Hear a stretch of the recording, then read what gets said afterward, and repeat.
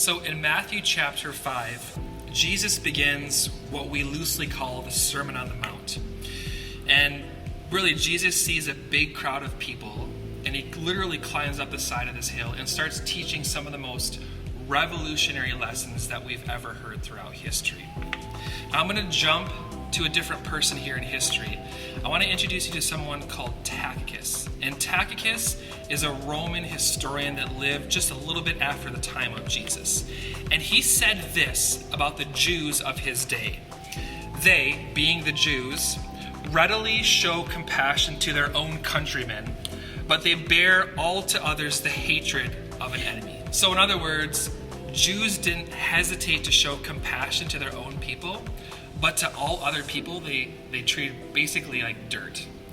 Imagine for a second being known as being racist and treating other people like dirt.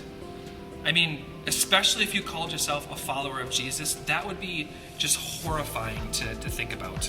In verses 43 through 48, Jesus talks about how we should treat our enemies. And he says this, "You have heard it said, love your neighbor and hate your enemy.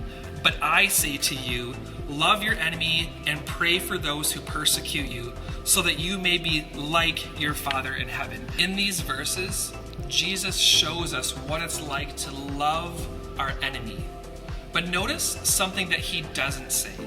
He doesn't say that you must forgive them right away.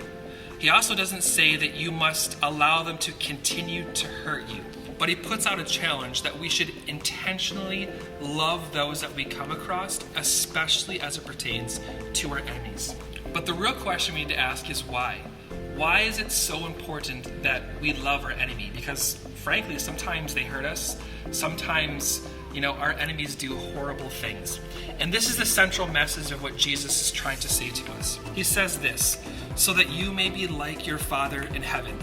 So on a practical level, if we call ourselves Christians and our aim is to become like Jesus, then we need to love the outcast. We need to love the outsider. We need to love those who are downcast.